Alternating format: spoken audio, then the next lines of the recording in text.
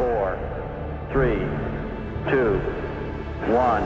Hello guys, July 20, 1969 வரலாறுல முக்கியமான ஒரு நாள். மனிதன் நிலால முதல் முறையா தரையிறங்கிய நாள். அமெரிக்கன் விண்வெளி வீரர் நீல் ஆம்ஸ்ட்ராங் நாசாவோட அப்போலோ 11 மிஷன் மூலமாக நிலவுல கால் பதித்த நாள். இந்த ஒரு சாதனைக்கு அப்புறம் நாசா நிலவை ஆராய பல முறை விண்வெளி பயணம் மேற்கொண்டாங்க. இதனால மனிதர்கள் நிலவுக்கு போகிறது சுலபமான ஒரு பயணமாக மாறியது. நாசா இதுக்கு ப்ராஜெக்ட் அப்போலோன்னு பேர் வச்சாங்க. இதை தொடர்ந்து அப்போலோ 12, அப்போலோ 14, அப்போலோ 15, அப்போலோ 16 மற்றும் அப்போலோ 17 பல நிலா பயணங்கள் வெற்றிகரமாகவும் முடிச்சாங்க. 14 டிசம்பர் 1972 நிலவுக்கு போன அப்போலோ 17 மிஷின்ல நாசா விண்வெளி வீரர்களான Eugene sermon, Ronald evens, Harrison Schmidt தான் கடைசியா நிலவுக்கு போன ஆஸ்ட்ரோனட்ஸ். 1969 இருந்து 1972க்குள்ள நாசா 12 ஆஸ்ட்ரோனட்ஸை நிலாவுக்கு அனுப்பியது. இதுக்கப்புறம் நாசாவும் சரி உலக நாடுகளும் சரி யாருமே நிலவுக்கு மனிதர்களை அனுப்பல. இது எதனால நீ யோசிச்சு பாத்தீங்களா? ஒருவேளை நிலால மனிதர்கள் ஆராய ஒண்ணுமே இல்லையா? இல்ல ஏதாவது பயங்கரமான ஒரு ரகசியத்தை நாசா மக்கள் கிட்ட இருந்து மறைக்குதா? எதனால மனிதர்கள் திரும்பி நிலாவுக்கு போகல? நாசா அப்படி என்ன நம்ம கிட்ட இருந்து மறைக்கிறாங்க? வாங்க இன்னைக்கு வீடியோல பார்ப்போம்.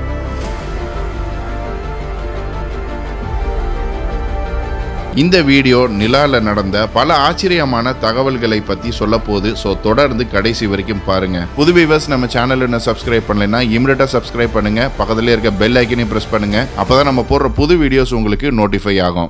இந்த பூமி உருவாகி மனிதன் முன்னேற பல வகையான விஷயங்களை ஆராய ஆரம்பிச்சான். அப்படிப்பட்ட ஆராய்ச்சிகள்ல சிலதுக்கு பதில் கிடைச்சாலும் பல விஷயங்கள் இன்னும் மர்மமாக தான் இருக்கு. பொதுவா ஒரு ஆராய்ச்சி முழுமையா முடிகிற வரைக்கும் அதை பற்றிய விவரங்களை எந்த அரசாங்கமும் வெளியிட மாட்டாங்க.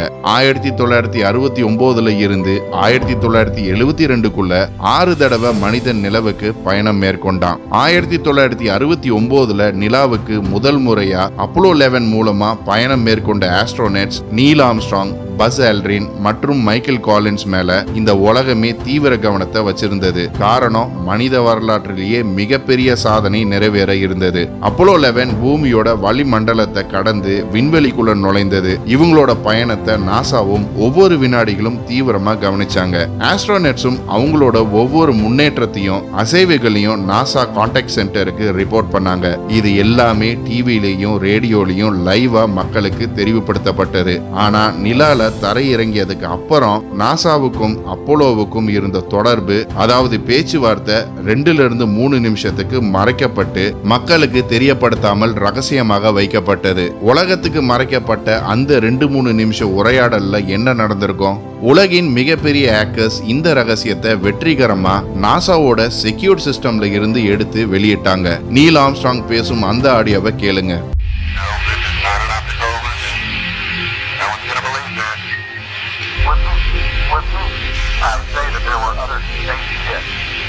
Lined up in the other side of the crater.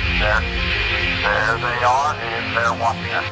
நீங்க கேட்ட இந்த ஆடியோல நீல் ஆம்ஸ்ட்ராங் தெளிவாக அவங்க இருக்கிற கொஞ்ச தூரத்துல ஏலியன் ஸ்பேஸ் ஷிப் ஒன்னு இருப்பதாகவும் அந்த ஏலியன்ஸ் இவங்களை பார்ப்பதாகவும் சொல்றாரு. யுஎஃப்ஓ பற்றி ஆராயும் நிபுணர்கள் பொதுவா இது மாதிரியான ரகசியங்களை எந்த அரசாங்கமும் வெளியிடாதுன்னு சொல்றாங்க. காரணம், இது மக்களுக்கு நடுவுல பயங்கர பீதியையும் பயத்தையும் உண்டாக்கும். அப்படியே வெளியிட்டாலும் அதை மோஸ்டா எடிட் பண்ணி தான் வெளியிடுவதாகவும் சொல்றாங்க. இதே மாதிரி அப்போலோ 16 நிலவுக்கு பயணித்த சார்ல்ஸ் டியூக் அமெரிக்கா கொடிக்கு முன் நின்னு சல்யூட் அடிக்கிற புகைப்படத்தை பெருசாகி பார்த்தா அவருடைய ஹெல்மெட்ல இருக்கும் ரிஃப்ளெக்ஷன்ல ஏதோ பறக்கிற மாதிரி இருக்கு. நாசா இத சூரிய ஒளி, அதாவது சன்ஃபிளேர்னு சொல்றாங்க. இன்னொரு தரப்பு நாசா விஞ்ஞானிகள் இது போட்டோஷாப் பண்ணப்பட்ட போலியான புகைப்படம்னு சொல்றாங்க. இந்த ஆப்ஜெக்ட் உண்மையிலேயே என்னவா இருக்கும் நீங்க நினைக்கிறீங்க?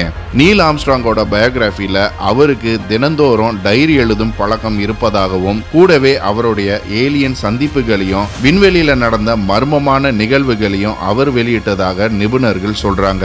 இதெல்லாம் எப்படி உனக்கு தெரியும்னு யோசிப்பீங்க.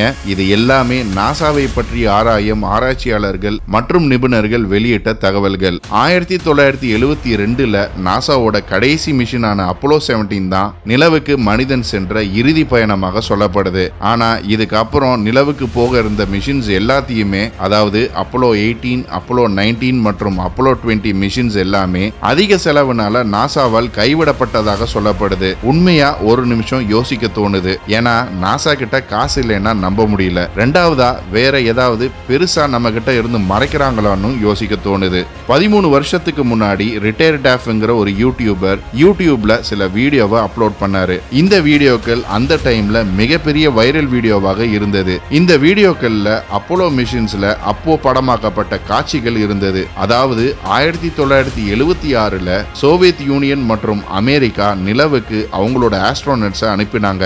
அப்போ படமாக்கப்பட்ட கிளிப்ல நிலாவை நல்லாவே பார்க்க முடிந்தாலும் ஆச்சரியமான விஷயம் என்னன்னு பார்த்தா ஒரு பெண்ணோட இறந்த உடல் படமாக்கப்பட்டிருந்தது. இந்த பெண் ஒரு ஏலியனும் இதுக்கு பேர் மோனாலிசா 1னும் சொல்லப்பட்டது. இந்த வீடியோ யூடியூப்ல வெளியானதை கேள்விப்பட்ட நாசா இது எல்லாமே பொய்யான தகவல், யாரும் நம்ப வேண்டாம்னு அப்போலோ 20 மிஷன் நடக்கவே இல்லைன்னு நிராகரிச்சாங்க.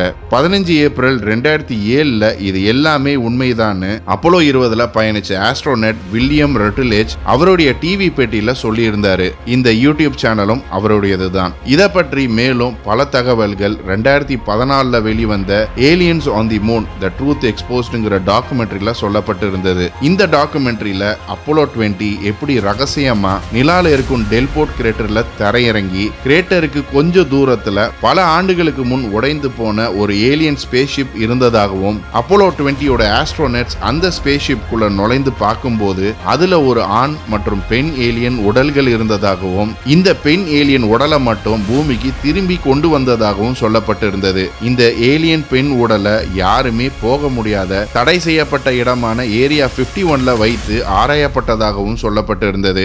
ஏரியா 51ல ஏலியன்ஸை பத்தியும் வேற்று கிரக ஏலியன் ஷிப்ஸ்களை பத்தியும் பல ரகசியங்கள் அமெரிக்க அரசாங்கத்துக்கு மட்டுமே தெரிந்த ஆராய்ச்சிகள் இன்னைக்கு வரைக்கும் நடக்குதுங்கிறது குறிப்பிடத்தக்கது. பூமிக்கு கொண்டு வரப்பட்ட அந்த ஏலியன் பெண் மோனாலிசா 1ஓட உடல் என்னானது, உலக அரசாங்கங்கள் நம்ம கிட்ட இருந்து என்ன மறைக்கிறாங்கன்னு மர்மமா தான் இருக்கு. இதை பற்றி விரிவான தகவல்கள் மற்றும் ஆராய்ச்சிக்கு அப்புறமே உங்களுக்கு இந்த வீடியோ மூலமா தெரியப்படுத்துறேன். ஒருவேளை நான் சொல்றது மேல உங்களுக்கு நம்பிக்கை இல்லைன்னா நீங்களும் என்னைய மாதிரியே லூகாஸ் கேண்டபோர்லோ 2010ல எழுதிய அப்போலோ 20 தி டிஸ்க்ளோஷர்ங்கிற புத்தகத்தை படிங்க. மற்றும் வில்லியம் ரட்டிலேஜ்ங்கிற ஆஸ்ட்ரோனட் அவருடைய பேட்டியில காமிச்ச நாசாவோட சர்ச்சைக்குரிய புகைப்படங்களை பாருங்க. உங்களுக்கும் பல ஆச்சரியமான தகவல்கள் கிடைக்கும். ஆனா நாசா இது எல்லாமே போய் ஃபேக் ஹோக்ஸ்னு சொல்லி பல கேள்விகளுக்கு பதில் சொல்லாம அமைதியா இருக்காங்க. எல்லாமே மர்மமாக தான் இருக்கு. ஓகே கைஸ், இன்னைக்கு வீடியோ அவ்வளவுதான். அப்போலோ 20 பத்திய தகவல்கள் உண்மையா இல்ல பொய்யா, உண்மையிலேயே நாசா ஏலியன்ஸை கண்டுபிடிச்சாங்களான்னு உங்க பதில கமெண்ட்ஸ்ல சொல்லுங்க. இந்த வீடியோ பிடிச்சிருந்தா லைக் பண்ணுங்க, ஷேர் பண்ணுங்க. போன வாரம் கமெண்ட் பண்ணவங்கள பார்ப்போம்.